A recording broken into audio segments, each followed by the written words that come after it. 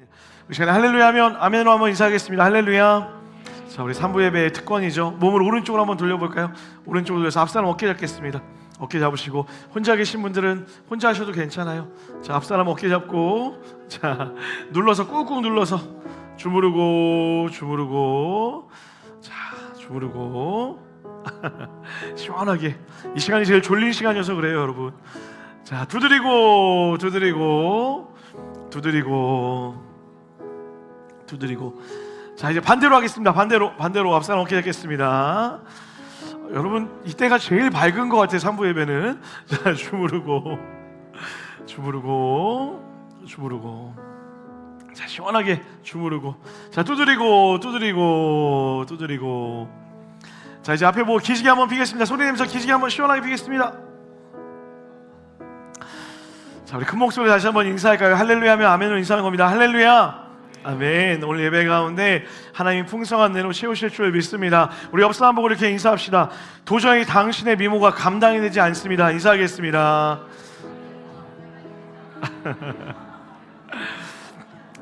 여러분, 예배를 드리다 보면요, 그런 마음이 들어요. 아이를 키우는 것과 같이 집에 딱 들어갔을 때 아이들이 아빠를 기다리면서 오늘 아빠가 뭘 가져왔을까, 아빠가 나에게 뭘 주었을까 라는 표정으로 저를 볼 때가 떠올라요. 그런 모습이면 어떤 마음일까? 우리가 하나님께 나올 때 오늘 하나님이 나에게 어떤 은혜를 주실까? 오늘 하나님은 나에게 무엇을 말씀하실까라는 기대하는 마음으로 예배한다면 그 문을 열고 들어오신 하나님이 누구보다 기뻐하실 거라고 믿습니다. 사랑하는 여러분, 오늘 하나님께 우리의 전심을 드려서 하나님이 말씀하시는 것을 들으시고 그 은혜의 풍성함을 누리는 사랑하는 여러분 되시길 축복합니다. 마지막으로 한 번 더 옆 사람으로 이렇게 인사했으면 좋겠습니다. 전심으로 예배합시다. 아멘. 자, 오늘 여러분과 함께 느헤미야 세 번째 시간으로요, 머리가 아닌 무릎으로 사는 삶, 머리가 아닌 무릎으로 사는 삶이라는 제목으로 하나님의 말씀 함께 나누도록 하겠습니다. 여러분이 계속해서 느헤미야 말씀 살펴보고 있죠. 느헤미야가 왜 성벽을 세워야 되는지 첫 주에 우리가 배경을 살펴봤고요. 우리는 지난주, 그렇다면 왜 하나님은 느헤미야를 선택하셨을까? 거리와 장소 모든 것이 떨어져 있었고, 심지어는 바벨론 포로 4세대였기 때문에 이제는 유대인이라고 말하는 것보다 페르시아인에 가까웠던 이 느헤미야를 하나님은 왜 선택했을까라고 함께 살펴봤습니다. 그러면서 하나님의 부르심에는 시간과 제약, 어떤 것도 제한을 둘 수 없다라고 함께 나누었죠. 무엇보다 하나님이 느헤미야를 부르신 가장 중심된 이유는 그 마음의 중심이 하나님의 약속, 그리고 하나님이 사랑하셨던 자신의 백성들을 향해 있었기 때문에 하나님이 느헤미야를 선택했다. 그러면서 우리 중심에 어떤 마음이 있는지 한번 돌아보자 라고 우리가 지난주 함께 나누고 기도하였습니다. 기억하시죠? 아, 고마워요. 반응이 없어서 새로운 이야기 듣는 줄 알았어. 그런 마음으로 우리가 지난주 함께 기도하였죠. 자, 오늘은 여러분과 함께 그 느헤미야가 실제 어떻게 믿음을 이뤄가는지, 그 약속을 이뤄가는지 가장 중요한 이야기를 함께 나눠보려고 합니다. 사랑하는 여러분, 여러분은 기도의 능력을 믿으십니까? 다시 한번 여쭤볼게요. 여러분은 기도의 능력을 믿으십니까? 예전에 한 마을에 나이트클럽이 생긴다라고 하는 소문이 돈 거예요. 그래서 마을 안에 큰 난리가 났습니다. 사람들이 교회에 모여서 우리 마을에, 이 깨끗한 마을에 나이트클럽이 생기면 안 돼 라는 마음을 가지고 사람들이 기도를 하기 시작했대요. 하나님, 제발 이 마을에 나이트클럽이 생기지 않게 해주세요라고 기도했는데, 안타깝게도 시간이 지나서 나이트클럽이 마을에 생기게 된 거예요. 자, 그런데 놀라운 일이 벌어졌습니다. 시간이 얼마 지나지 않아 클럽에 불이 났고 전소 완전히 다 타버린 거예요. 근데 이때 나이트클럽 사장님이 화가 난 거죠. 왜 불이 났을까 생각해 보니까 갑자기 이런 생각이 드는 거예요. 저 사람들이 기도해서 불이 났다라는 생각이 든 거예요. 그래서 말도 안 되지만 법원에 교인들을 고소했습니다. 고소한 이유가 뭐냐면, 저 사람들이 기도해서 나이트클럽에 불이 났으니 이제 모든 손해배상을 저 사람들이 책임져 줘야 돼요 라고 이렇게 고소를 한 거죠. 자, 이제 법정에서 교인들과 나이트클럽 사장님이 만나게 된 거예요. 어마어마한 싸움이 붙었어요. 나이트클럽 사장님은 여전히 저 사람들이 기도해서 불이 났으니 교인들이 책임져야 됩니다, 손해배상해야 됩니다 라고 이야기하는데, 교인들이 이렇게 이야기하는 거예요. 판사님, 그게 말이나 됩니까? 기도하면 불이 나는 게 맞습니까? 라고 이야기하면서 황당하다는 듯이 이야기했다라는 거예요. 이제 그 이야기를 듣고 있었던 판사가 이렇게 이야기했대요. 불이 왜 났는지는 정확히 모르겠는데 나이트클럽 사장님은 기도의 능력을 믿고 있는 것 같고 교인들은 기도의 능력을 전혀 믿고 있지 않는 것 같습니다 라고 이렇게 이야기했대요. 1부와 2부 때는 많이 웃으셨는데 3부는 이럴 줄 알았어요. 제가 들어오기 전에도 마음에 다짐을 하고 왔어요. 웃지 않더라도 당황하지 말자. 자, 여러분 무슨 말인지 이해가 되시나요? 우리는 하나님의 능력을 믿는다라고 사실은 말은 하지만 실제 하는 우리의 삶에서는 말과 우리의 행동이 다르다라는 거예요. 주님을 믿습니다. 오늘 예배 때도 기도합니다. 아멘 하지만 실제 삶의 자리에 갔을 때 문제가 왔을 때 우리는 문제 앞에 무릎 꿇지 않는다라는 거죠. 그 말은 무엇입니까? 우리 안에 진짜 믿음이 없다라는 거예요. 어떤 믿음이요? 기도하면 응답하실 것이다 라고 하는 그 믿음을 잃어버렸다라는 것이죠. 사랑하는 여러분, 오늘 우리가 읽게 될 저 말씀이 여러분에게 믿음의 고백 됐으면 좋겠어요. 빌립보서 말씀입니다. 다 같이 한번 믿음의 고백으로 다 같이 한번 읽도록 하겠습니다. 빌립보서요. 느헤미야 말고 읽겠습니다. 시작. 아무것도 염려하지 말고 감사함으로 하나님께 아뢰라. 그리하면 모든 지각에 뛰어난 하나님의 평강이 그리스도 예수 안에서 너희 마음과 생각을 지키시리라. 우리 믿는 사람은 크게 아멘 합시다. 자, 우리 마태복음 말씀도 같이 한번 읽겠습니다. 마태복음 말씀입니다. 시작. 구하라. 그러면 너희에게 주실 것이요. 찾으라. 그러면 찾을 것이요. 문을 두드리라. 그러면 너희에게 열릴 것이니 찾는 이가 찾을 것이요 두드리는 이에게 열릴 것이니라. 사랑하는 여러분, 이 말씀이 우리의 말씀 되기를 주님의 이름으로 완전히 축복합니다. 이것을 믿기에 우리가 기도하는 거예요. 이것을 구하기에 우리가 하나님께 무릎을 꿇는다라는 것이죠. 그러므로 여러분, 이 문장을 한번 기억해 보셨으면 좋겠어요. 우리 화면 한번 보여주시겠어요? 이 문장을 다 같이 한번 마음속에 새기고 기도하는 마음으로 마음에 늘 새겼으면 좋겠습니다. 함께 읽겠습니다. 시작.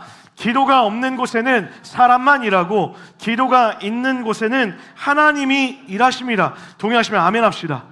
기도 없이 사람이 일하는 곳에는 정말 사람의 능력만 남아있는 거예요. 그러나 여러분 말씀드렸죠. 사람이 할 수 있는 모든 최고치는 유능의 한계 안에 갇혀있는 거예요. 그러나 우리가 믿고 있는 하나님은 전능하신 하나님입니다. 할렐루야.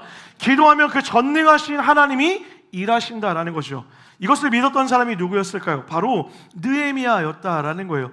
여러분, 느헤미야의 행동에 주목할 필요가 있습니다. 소식을 들었어요. 절망의 이야기였어요. 이 절망의 이야기는 사실 내가 어떻게 할 수 있는 어떤 일들이 없다라는 거죠. 대답을 줄 수 없고 당장 무엇인가 할 수 있을 만한 능력도 없어요. 그런 순간 절망하지 않고 오히려 느헤미야가 선택했던 것이 무엇입니까? 무릎을 꿇는 거예요.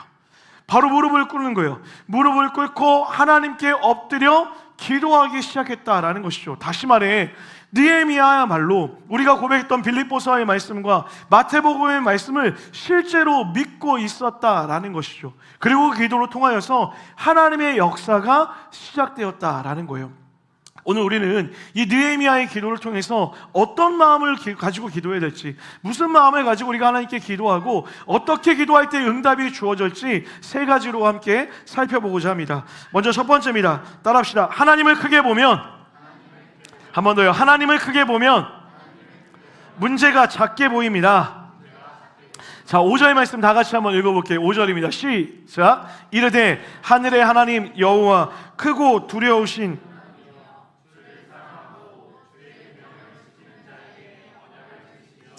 긍휼을 베푸시는 주여 간구하나이다. 여러분, 느헤미야의 기도의 첫 시작이 무엇입니까? 하늘의 하나님이여 라고 이렇게 고백하고 있습니다.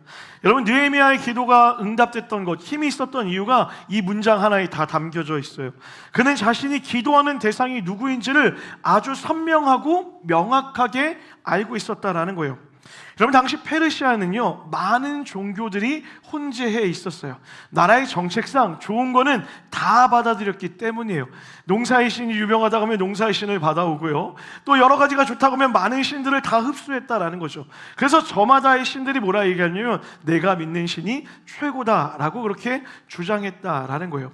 이런 페르시아의 상황 가운데서 느헤미야가 유독 기도 가운데 하늘의 하나님이라는 단어를 선택한 이유는 무엇이냐면 세상이 모든 이야기하는 가짜 신들과 비교할 수 없는 진짜 하나님, 내가 기도하는 분은 진짜 하나님이십니다 라고 하는 그 믿음의 고백을 가지고 기도를 시작하고 있다라는 거예요.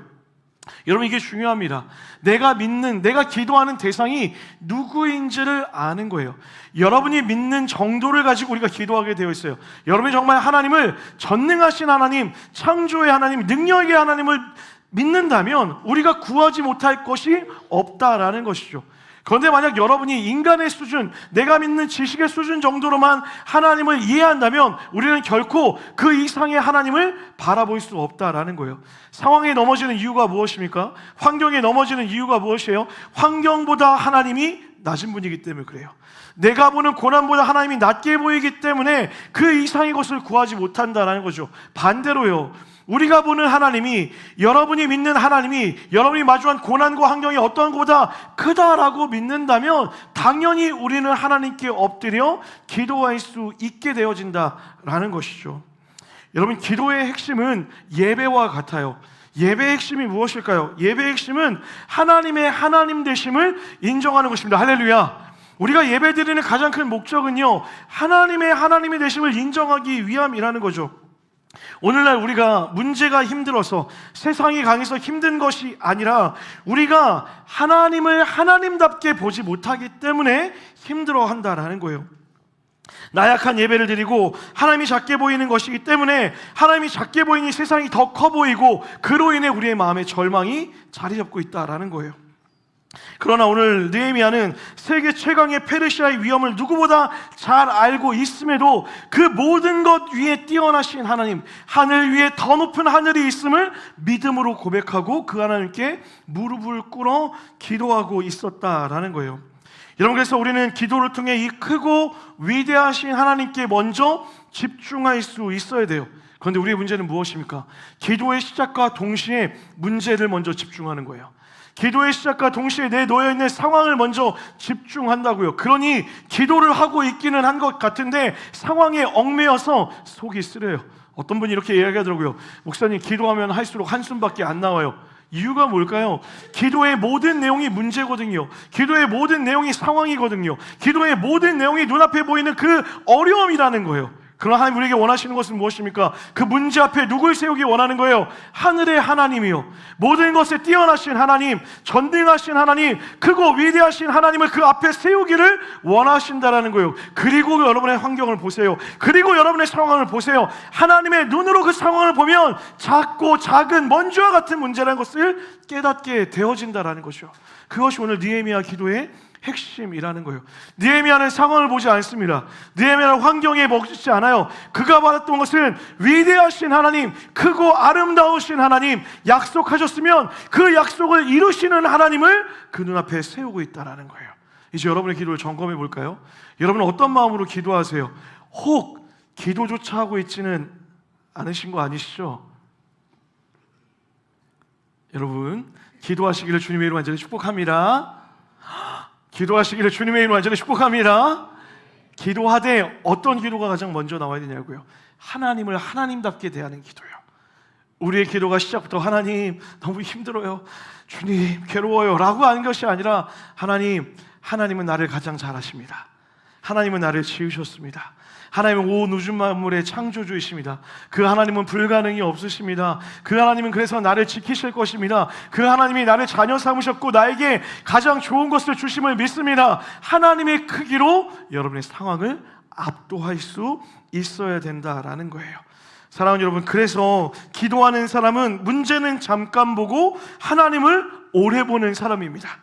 뉴스는 잠깐 보고 성경 앞에 서는 사람이 하나님을 제대로 보는 사람이라는 거예요. 사람하고는 잠깐 이야기하더라도 하나님과는 깊이 이야기할 수 있는 사람들이 하나님의 크심을 인정하는 사람들이라는 거예요. 왜요? 거기에 살 길이 있음을 믿기 때문이라는 거죠. 또 한 가지요, 사랑하는 여러분, 그래서 기도하는 사람은 지루할 틈이 없어요. 왜요? 하나님을 하나님답게 보다 보면 하나님이 하실 일을 믿기에 지금 이 일들을 어떻게 해결하실까 소망과 기대가 생겨난다라는 것이죠. 절망이 아니라, 두려움이 아니라 하나님이 풀어나가실 일들에 대한 기대가 생긴다라는 거예요. 그러므로 기도한다는 것의 동의어는 무엇입니까? 기대한다라는 거예요. 내가 오늘 하나님께 무릎을 꿇는다는 것은 하나님을 기대한다라는 의미라는 거예요. 기도하는 사람이 소망하는 사람이고, 기도하는 사람이 소망을 가지고 살아가는 삶이라는 거예요. 소망이 없다라고 이야기하지 마세요. 왜요? 기도하지 않기 때문에 소망이 없는 거예요. 기대가 없다라고 말하지 마세요. 기도하지 않기 때문이라는 거예요. 여러분의 기대가 있기를 원하고 소망이 있기를 원한다면 무릎을 꿇어 모든 것을 지으신 크고 위대하신 하나님을 바라봐야 되는 거예요. 할렐루야. 그것이 우리의 기도의 목적이라는 거예요. 느헤미야가 그렇게 기도했어요. 더 아름다운 것은 무엇인 줄 아세요? 느헤미야의 5절 말씀이에요. 우리 1장 5절 말씀 다 같이 한번 읽어보도록 하겠습니다. 1장 5절입니다. 시작. 주를 사랑하고 주의 계명을 지키는 자에게 긍휼을 베푸시는 주여 간구하나이다. 여러분, 이 구절을 통해 무엇을 깨달을 수 있습니까? 느헤미야는 이미 그것을 오랫동안 경험하고 있었다라는 거예요. 단지 이 사건 앞에 무릎을 꿇은 것이 아니라 오래전부터 느헤미야의 삶은 기도로 채워져 있었다라는 거예요. 어떤 기도요? 계명을 지키는 자에게, 언약을 지키는 자에게 긍휼을 베푸셔서 길을 인도하시는 분이라는 믿음이 있었어요. 어떻게 알았을까요? 느헤미야가 그 기도로 이 자리까지 올라온 거예요.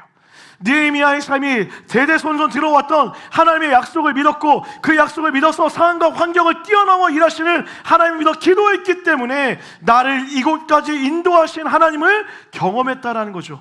그 기도의 경험의 축적이 어려운 상황 가운데 바로 무릎을 꿇게 만들었다라는 거예요. 그럼 여러분, 우리가 깨달아야 될 게 있어요. 기도는 위기 상황에만 하는 것이 아니에요. 위기가 있기 전에요. 일상의 삶에서요, 나에게 약속을 주시고 그 약속을 이루시는 하나님을 매일매일 경험할 때, 그 경험이 쌓여져 있을 때 위기의 순간 눈물 흘리고 좌절하고 도망치는 것이 아니라 무릎 꿇어 기도할 수 있게 된다는 거예요. 느헤미야를 통해 우리가 배울 수 있는 게 무엇입니까? 느헤미야의 기도는 그날에만 위대한 하나님을 본 것이 아니라 그의 일생에서 위대한 하나님이 경험되어져 있다는 것이죠. 사랑하는 여러분, 여러분의 일상에 아무 문제가 없으십니까? 기도해야 될 때입니다. 여러분의 일상에 문제가 없으세요? 하나님 앞에 서야 될 때예요. 반대죠. 우리는 뭐라 이야기합니까? 문제가 있을 때 기도하래요. 어려움이 있을 때 기도해요. 맞죠? 그런데 더 중요한 것은 무엇입니까? 아무런 일이 없을 때도요. 우리의 삶에 평탄할 때도요. 우리의 삶이 그냥 기쁨이 있을 때에도 그 순간 우리는 그 크신 하나님을 바라볼 수 있어야 돼요. 사랑하는 여러분, 믿음으로 권면합니다. 저는 여러분이 이 한 주를 기도하는 한 주, 특별히 그냥 기도하는 것이 아니라 크고 위대하신 하나님을 경험하여서 하나님의 놀라운 은혜를 날마다 경험하는 여러분과 제가 되기를 주님의 이름으로 간절히 축복합니다. 자, 우리는 두 번째로 이 느헤미야 기도를 통해서 이것을 배울 수 있습니다. 한번 따라합시다. 기도의 깊이는 회개의 깊이에 달려 있습니다. 자, 우리 본문 6절과 7절도 한번 읽어보도록 하겠습니다. 6절과 7절입니다. 시작. 이제 종이 주의 종들인 이스라엘 자손을 위하여 주야로 기도하오며 우리 이스라엘 자손이 주께 범죄한 죄들을 자복하오니 주는 귀를 기울이시며 눈을 여시사 종의 기도를 들으시옵소서. 나와 내 아버지의 집이 범죄하여 주를 향하여 크게 악을 행하여 주께서 주의 종 모세에게 명령하신 계명과 율례와 규례를 지키지 아니하였나이다.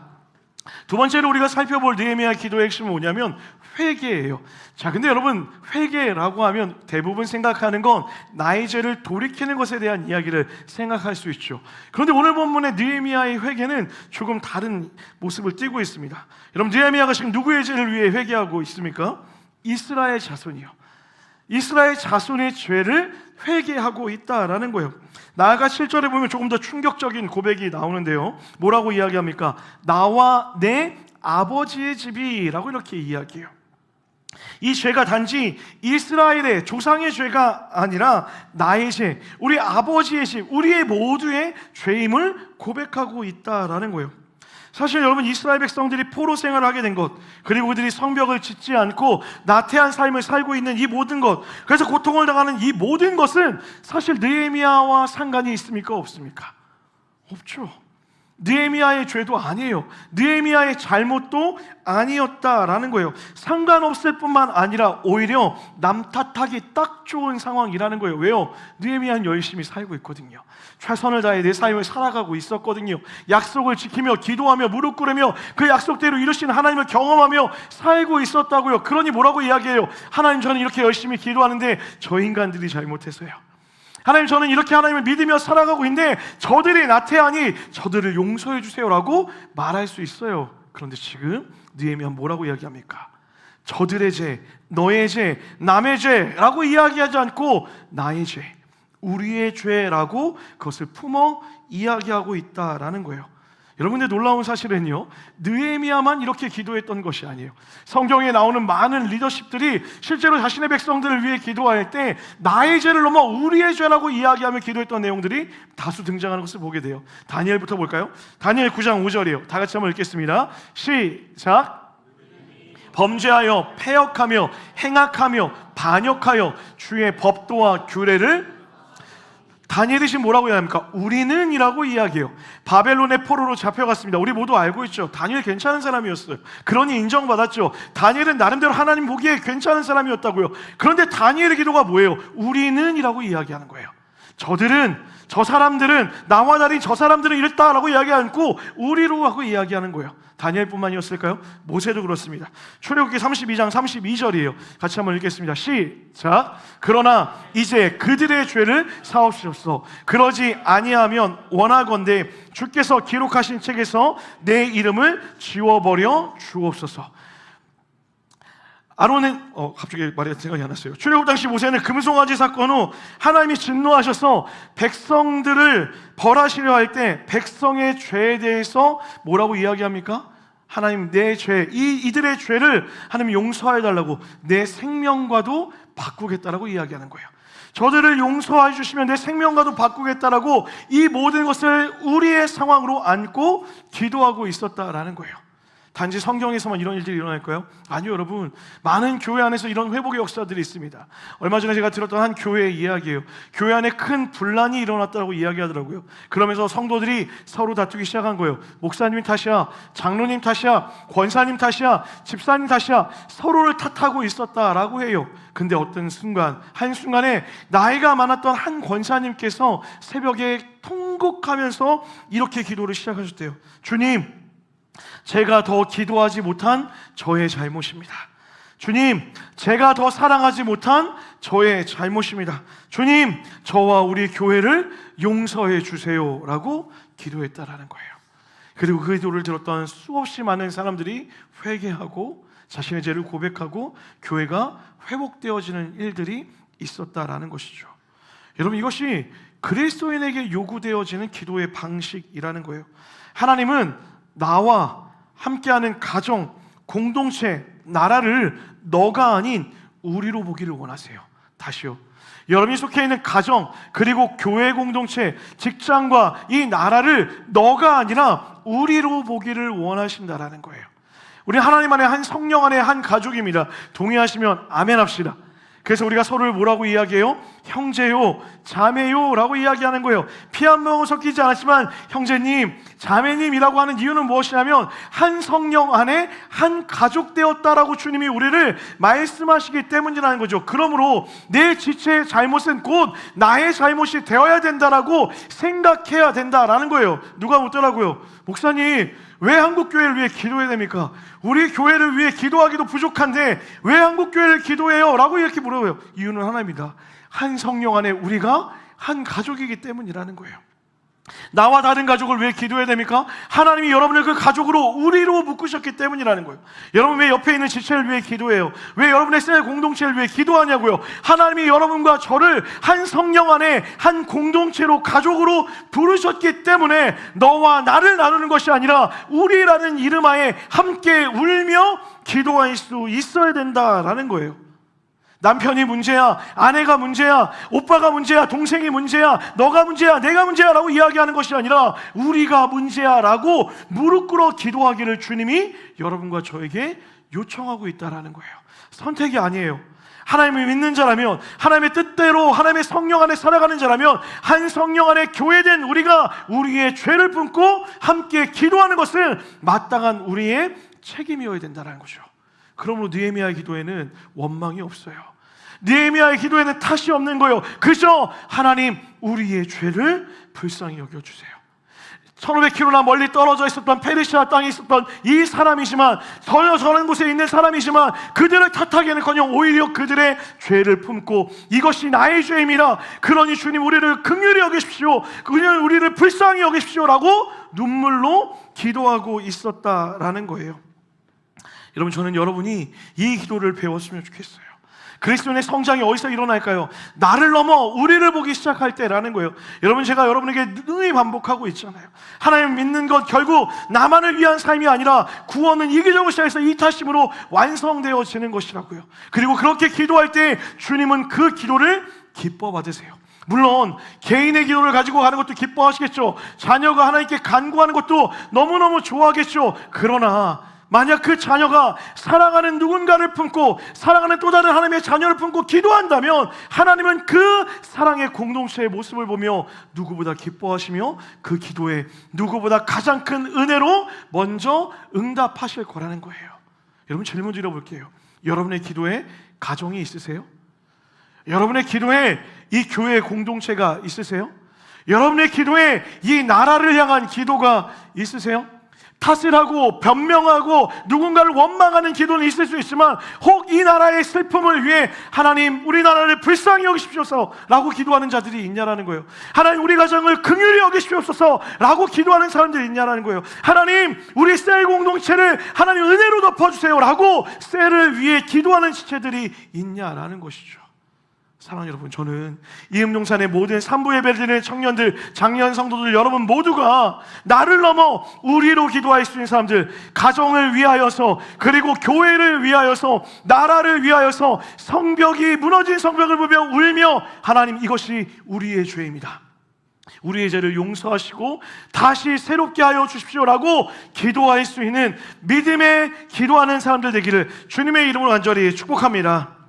마지막 세 번째, 우리가 느헤미야를 통해 배우는 기도의 세 번째 자세는 이것입니다. 따라합시다. 기다림은 응답으로 가는 과정입니다. 자, 우리 2장 1절, 느헤미야 2장 1절 말씀을 다 같이 한번 읽어보겠습니다. 느헤미야 2장 1절입니다. 시작. 아닥사스다 왕 제20년 니산월에 왕 앞에 포도주가 있기로 내가 그 포도주를 왕에게 드렸는데, 자, 여러분 1장 11절을 보면 기도하는 내용으로 마무리되어져요. 그리고 2장 1절에 다시 한번 뭐라고 시작하냐면 아닥사스다 왕 제20년이라고 얘기하면서 지금이 어느 시기인지를 설명합니다. 자, 여러분 이 말씀 어디서 본 적 있지 않으세요? 1장 1절이요. 1장 1절에서도 지금이 어느 때인지를 설명하고 있다라는 거예요. 자, 그럼 2장은 지금 어떤 일이 시작할 거예요? 다음 주부터 살펴보겠지만 하나님께서 성벽을 재건하는 실제적인 역사들이 느헤미야 2장부터 시작되어져요. 자, 근데 우리가 이 2장 1절에서 주목해야 될 한 단어가 있어요. 따라합시다. 니산월. 저 니산월이라는 거예요.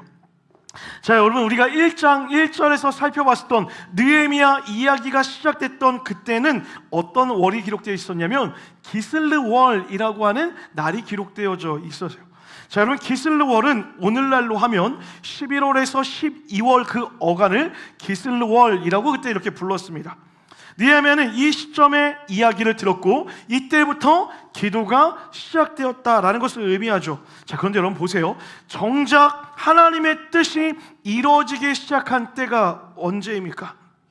느헤미야가 기도하고 그 뜻이 이루어지기 시작한 것이 방금 읽었던 2장 1절에 바로 니산월부터 하나님의 역사가 일어나기 시작했다라는 거예요.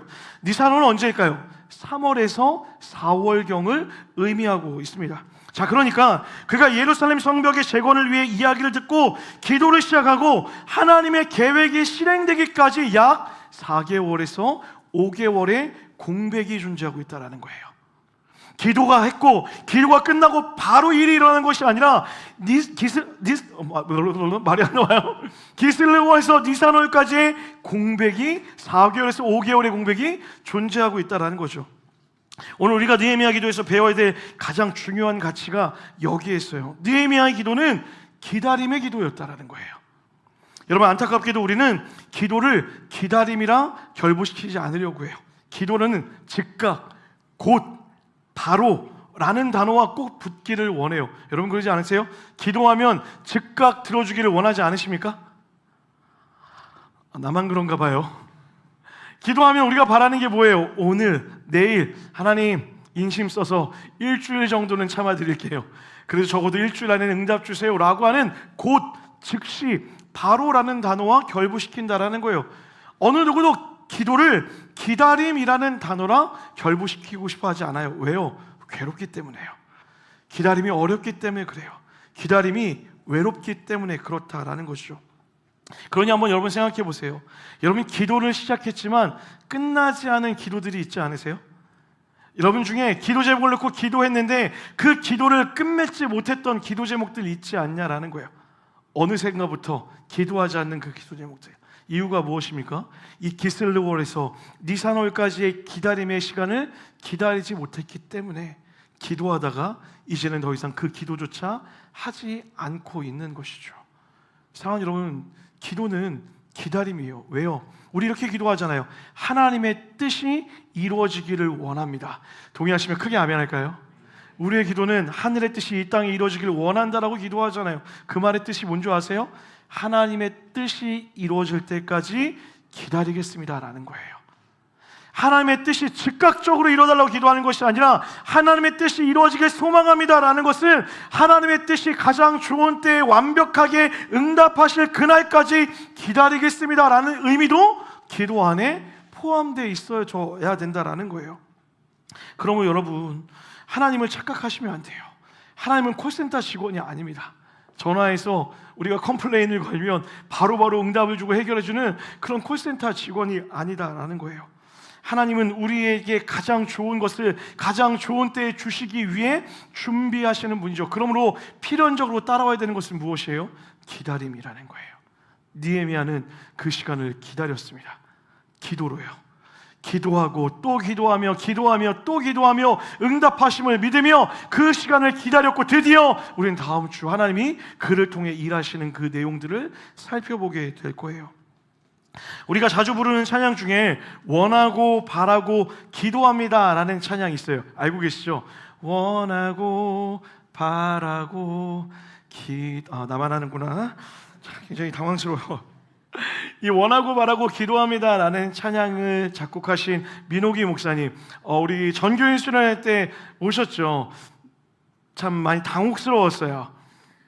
그때를 기억하시는 분들은 제 표정도 기억하실 거라 생각되어져요. 제가 너무 놀랐어요. 다 차치하고 참 좋은 분이었는데 그분의 글을 보면서 제가 큰 감동을 받았어요. 뭐냐면 이 원하고 바라고 기도합니다를 영어 제목으로 이렇게 적으셨대요. 원래 직역하면 I want, I hope and pray 라고 적는 게 맞대요. 근데 이분이 이 제목을 적다 이렇게 바꿨다는 거예요. I want, I wait and pray 라고 적으셨대요. 바라다 라는 것을 소망, hope 라고 적지 않고 wait, 기다림이라고 적었다라는 거예요. 다시 말해 소망한다라는 것은 기다리는 것이다 라고 이야기하는 것이죠. 하나님을 믿기에 소망하며 기다리는 것, 이것이 진짜 우리가 바라는 것, 우리가 원하는 것, 우리가 기도하는 것이어야 된다라고 고백하는 거예요. 실제로 여러분, 우리는 하나님의 뜻을 소망한다면, 하나님을 믿는다면 기다릴 수 있어야 돼요. 왜요? 그 하나님은 신실하십니다. 그 하나님은 시건치 않으십니다. 그 하나님은 절대로 실수하지 않으세요.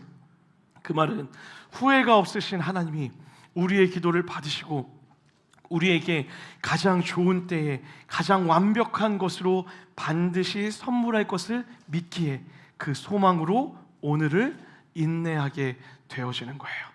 여러분, 저는 로마서 말씀에 이 말씀 참 좋아해요. 환난은 인내를, 인내는 연단을, 연단은 소망을 이루는 줄 알미라. 그래서 예전에 참 어려울 때 이렇게 기도했어요. 하나님, 환난이 오면 인내해야 되는군요. 인내하면 저가 연단되겠죠. 그럼 연단되면 소망에 이르겠죠 라고 생각하고 진짜 열심히 살았어요. 근데 여러분, 아니더라고요. 환난이 오면, 인내가 오면 너무 힘들어요. 너무 괴로워. 연단되기는커녕 정말 너무 괴로워. 소망까지 갈 수도 없겠더라고요. 그래서 어느 날 깨달았어요. 기도가 잘못됐어요. 이 말씀을 잘못 알았던 거예요. 환난이 오면 인내가 먼저가 아니라 환난이 오면 뭐를 먼저 봐야 될까요? 소망을 봐야 되는 거예요. 소망이 있기에 환난 가운데 뭐 하는 거예요? 인내하는 거예요. 소망이 있기에 인내가 나를 연단시키는 거예요. 그리고 그 연단되어진 내 삶이 소망으로 발현되어진다는 거예요. 기도는 그런 자리예요. 소망을 보고요, 그 소망 때문에 오늘 인내로 기다리는 거예요. 기다리면서 연단되어지는 거예요. 연단되어진 우리가 소망에 이르러서 하나님의 행하심들을 바라보며 하나님을 찬양하게 되는 것, 이것이 기도의 이유라는 거예요. 느헤미야의 기도는 그 기슬월과 니산월까지 이뤘던 그 중간의 기다림으로 이 사역을 이루어냈어요. 사랑하는 여러분, 소망합니다. 여러분 혹시 기도하다가 지쳐있는 분들 계세요? 여러분 소망을 가지세요. 그 소망이 우리를 인내하게 될 것이고 그 인내가 반드시 여러분을 그 소망으로 이끌어가게 될 줄 믿습니다. 특별히 여러분, 여러분의 이웃을 위해 또는 여러분 가족을 위해 또 여러분의 직장과 여러분의 삶을 위해 기도하다가 멈춰선 것들 있으십니까? 여러분 포기하지 마세요. 기도는 포기하는 거 아닙니다. 기도는 기다리는 거예요. 끊임없이 하나님을 찾을 때 주님은 반드시 주님의 때에 가장 선한 것으로 응답하실 거예요. 설교를 준비하다가 목사님 개인적인 이야기가 떠올랐어요. 제가 세상에서 가장 두려워하는 존재가 하나님 다음으로 저희 큰 형님이십니다. 참 무섭게 생겼어요. 굉장히 무섭게 생겼고 덩치도 이만하고 제가 여러분 몇 분에게 청년들에게 나눴던 기억이 납니다. 이 형님이 평생 하나님을 안 믿었어요. 그냥 안 믿은 정도가 아니라 그냥 믿는 사람들을 극혐하면서 싫어했어요. 심지어 우리 가족이 다 하나님을 믿는 가족을 예배하는데 그 중에서 유독 이 형님만이 하나님을 절대 믿지 않겠다라고 이야기했어요. 목사님 1년에 2번 절기 때마다 아주 중요한 절기, 크리스마스, 부활절 때마다 카톡으로 말씀을 보내면 돌아오는 구절이 딱 있어요. 뻑큐가 날라왔어요. 욕이 날라와요. 얼마나 괴롭고 창피한지 몰라요. 그런데 어느 날 목사님이 개척한다는 얘기를 듣고 이 형님이 주변 친구들에게 얘기한 거예요. 내 동생이 개척이란 걸 한대 라고 얘기했더니 주변에 어설프게 교회를 다니는 친구들이 있었나 봐요. 그 친구들이 이렇게 얘기했대요. 야, 네 동생 이제 망했어. 이제 굶어 죽게 생겼어. 큰일이야 라고 이렇게 이야기했다는 거예요. 그리고 집에 돌아오는데 계속 뭔가 불안하더래요.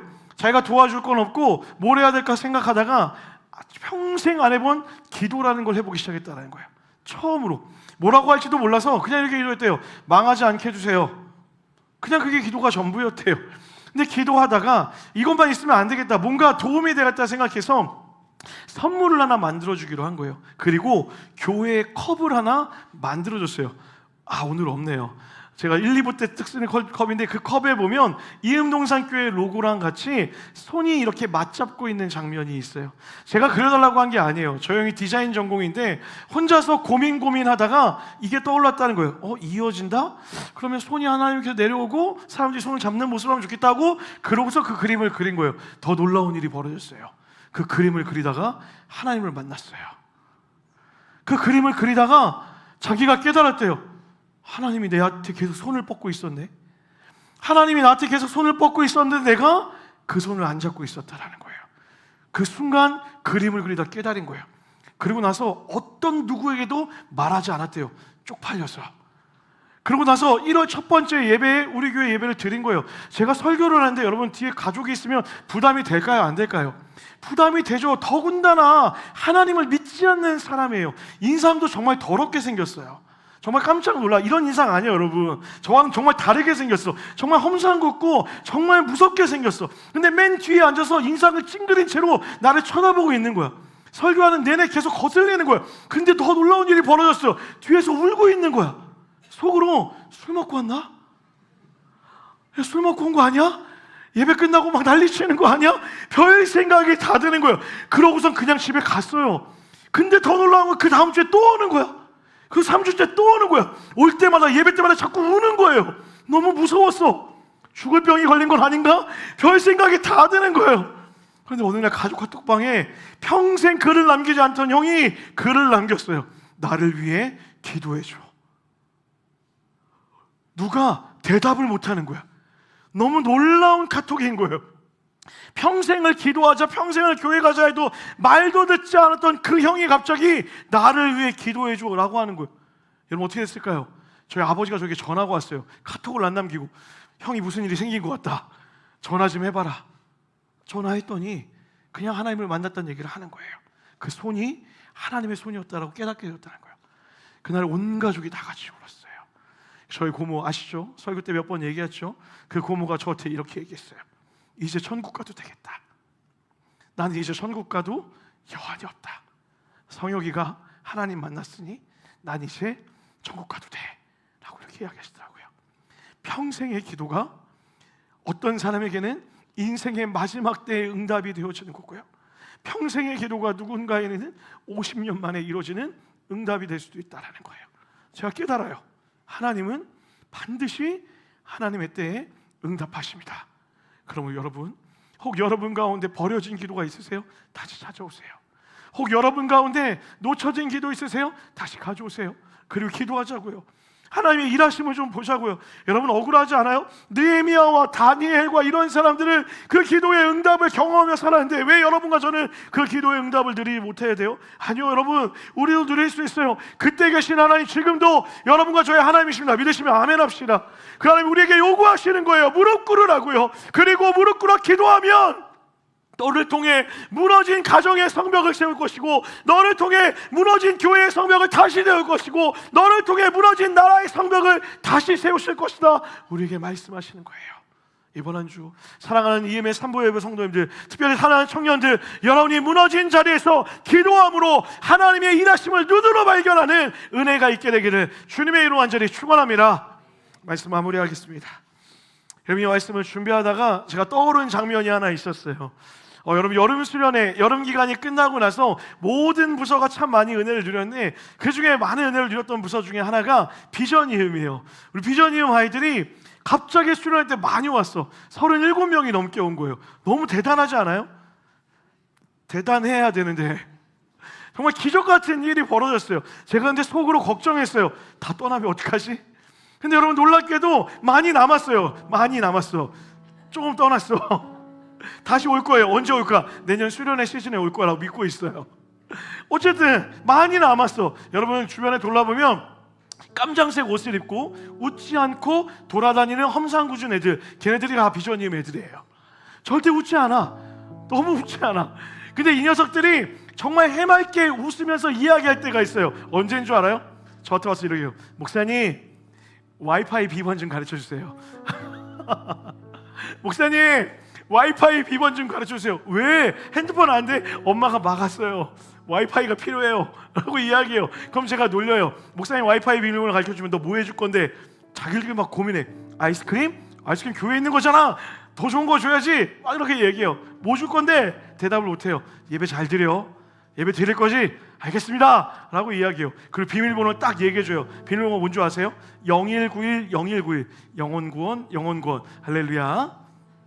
여러분 혹시 와이파이 비밀번호 모르신 거 아니죠? 영혼구원 영혼구원 치시면 이분동산교회 와이파이를 사용할 수 있어요.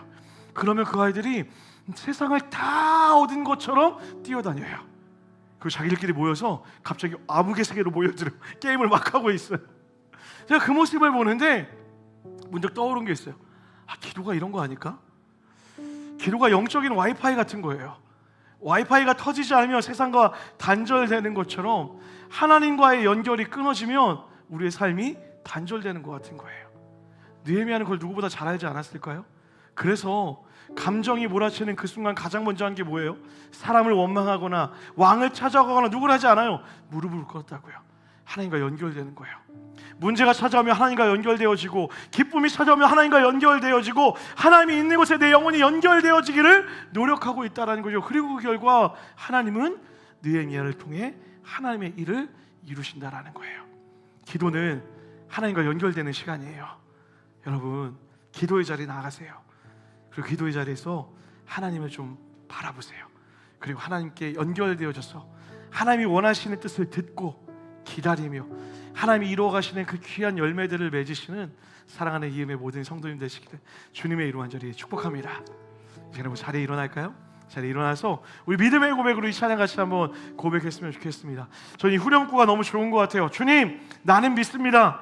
하나님의 일하심과 하나님의 행하심을 저는 믿습니다 라는 이 믿음의 고백이 우리의 기도 안에 늘 넘쳐났으면 좋겠습니다. 우리 시간에 같이 한번 찬양하며 나아갑시다. 내게 허락하신 그 시련을 통하여서 내 믿음이 더욱 강하게 될 줄 믿습니다. 내게 허락하신 시련을 통해 나의 믿음 더욱 강하게 자라나고 험한 험한 산과 골짜기 지나는 동안 주님께 더 가까이 우리를 이끌어 가십니다. 더 가까이 나를 이끄시네. 내가 겪는 시험이 어렵고 여러분 이 사실을 믿으셔야 돼요. 우리 주님보다 크지 않습니다. 주님보다 크지 않네. 이렇게 고백하는 거예요. 내 앞에 바다가 내 앞에 바다가 그때 주님은 우리를 무리로 걷게 하실 줄 믿습니다. 우리 믿음의 고백으로요 찬양합시다. 나는 믿네, 나는 믿네. 주의 능력으로 내 삶 새롭게 주님 나는 믿습니다. 아멘. 주의 능력으로 담대히 나가리라. 주와 함께 싸워 승리하리라. 날마다 믿음으로 주님께 나아가리라. 고백합시다. 내가 겪는 이 시간들이 내가 겪는 시험이 어렵고 힘겨워. 여러분 주님보다 크지 않습니다. 내 주님보다 크지 않네. 그래서 우리가 고백할 수 있는 거예요. 내 앞에 바다가 주님이 우리를 무리로 걷게 하실 것입니다. 우리 믿음으로 고백합시다. 나는 믿네, 나는 믿네. 주의 능력으로 내 삶 새롭게 되리. 주님 나는 믿습니다. 나는 믿네. 아멘. 주의 능력으로 담대히 나가리라. 주와 함께 싸워 반드시 승리하리. 날마다 믿음으로 전심으로 고백합시다. 주님 나는 믿습니다. 나는 믿네. 주의 능력으로 내 삶 새롭게 되리. 주님 믿습니다. 나는 믿네. 아멘 아멘. 주의 능력으로 담대히 나가리라. 주님과 함께요. 주와 함께 싸워 승리. 이기지 못할 것이 없습니다. 날마다 믿음으로 우리 마지막으로요 전심의 고백으로 찬양합시다. 나는 믿네. 나는 믿네. 아멘 아멘. 주의 능력으로 내 삶 새롭게 되리. 나는 믿네. 주님의 일하심을 믿습니다. 주의 능력으로 담대히 나가리라. 주와 함께 싸워 승리하리라. 날마다 믿음으로 자 기도합시다. 여러분 기도할 때요 믿음으로 고백하는 거예요. 하나님 나는 믿습니다. 하나님이 내 상황과 환경이 어떤 것보다 크심을 믿습니다. 하나님을 의지하며 기도하며 나아가게 하여 주시옵소서라고 우리 시간에 간절히 한번 주의 이름 부르시고 기도합시다. 주님 찾습니다. 주여 주님 하나님 우리를 걷게 하실 줄 믿습니다. 일하게 하심을 믿습니다. 승리하게 하심을 믿습니다. 능력이 하나님을 따라가게 하여 주시옵소서. 주님의 놀라운 능력이 오늘 우리의 삶을 채워 가심을 믿사오니 하나님을 의지하게 하여 주시옵소서. 주님 그 풍성한 사랑의 능력들로 덮여지고 채워질 줄 믿사오니 은혜로 인하여 주시옵소서. 하나님 내 능력이 아니라 하나님의 능력을 의지함으로 나아갑니다. 은혜를 덮어 주시옵소서. 능력을 덮어 주시옵소서. 주님, 나는 믿네. 주의 능력으로 삶 새롭게 주님 믿습니다. 나는 믿네. 주의 능력으로 담대히 나가리라. 주와 함께 싸워 승리하리. 반드시 일하심을 믿습니다. 날마다 믿음으로 나는 믿습니다. 나는 믿네. 주의 능력으로 내 삶 새롭게 되리. 나는 믿네. 아멘. 주의 능력으로 담대히 나가리라. 주와 함께 싸워 승리하리라. 날마다 믿음으로 나 살아. 우리 마지막 한 번 더 기도합시다.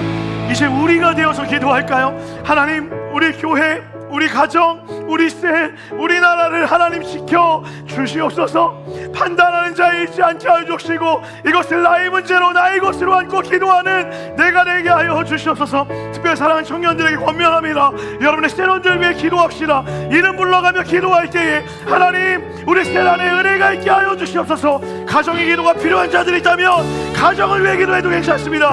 우리 시간의 마지막으로 우리가 기도해야 되는 것을 위하여 마음 다해 한번 기도합니다. 기도하겠습니다. 하나님, 하나님의 능력으로 우리를 세워가심을 믿습니다.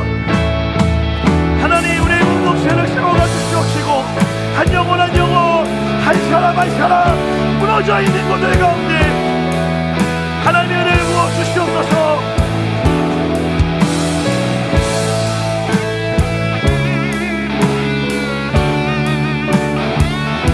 우리 가정을 돌봐 주시옵시고 우리 나라와 우리 교회를 지켜 주시옵시고 하나님, 우리 사랑하는 믿음의 공동체 한 사람 한 사람들을 주님의 은혜로 돌봐 주시옵소서. 주님의 사랑으로 채워 주시옵시고 주님의 은혜를 불쌍히 여겨 주시옵소서. 하나님, 언약을 이루시는 하나님, 약속을 지키시는 하나님, 능력의 하나님, 소망의 하나님을 의지하며 나아가오니 하나님의 일하심을 보게 하여 주시옵소서. 주님의 일하심을 믿습니다. 하나님의 크신 사랑의 능력이 우리 가운데 채워지게 하여 주시옵시고 응답하셔서 은혜를 부어주시는 하나님 경험하게 하여 주시옵소서. 주님, 우리를 믿습니다. 주의 이기심을 믿습니다. 고백합니다. 나는 믿네. 나는 믿네. 주의 능력으로 내 삶 새롭게 되리. 나는 믿네. 주의 능력으로 담대히 나가리라. 주와 함께 싸워 승리하리라. 날마다 믿음을 우리 마지막으로요. 나는 믿네. 나는 믿네. 주의 능력으로 내 삶 새롭게 되리. 아멘. 믿네. 아멘. 믿음대로 될 줄 믿습니다. 주의 능력으로 담대히 나가리라. 주와 함께 싸워 승리하리라. 날마다 믿음으로 나 살아가리. 하나님, 우리는 믿습니다. 하나님의 살아계심과 하나님의 전능하심과 하나님의 능력을 믿습니다. 그 믿음으로 기도하게 하여 주시옵시고 그 믿음으로 상황과 환경을 바라보게 하여 주시옵소서. 우리 마음에 안 된다 이야기하고 틀렸다 이야기하고 가망 없다 이야기하는 가짜 속임수에 넘어가지 않게 하여 주시옵소서. 하나님이 가능하다 하셨사오니 무릎 꿇어 기도할 때에 기다림의 열매를 맺게 하여 주시옵시고 그 기다림 끝에 일하시는 하나님을 마주하게 하여 주시옵소서. 그렇게 이 한 주도 하나님 앞에 나아가 하나님과 연결되어져 하나님의 뜻을 알고 하나님을 기뻐하며 하나님과 누리며 살아가는 한 주 되기를 소망하오며 이 모든 말씀 살아서 역사하시는 예수님의 이름으로 기도드렸습니다. 아멘. 우리 하나님께 큰 감사와 영광의 박수 한번 올려드리겠습니다.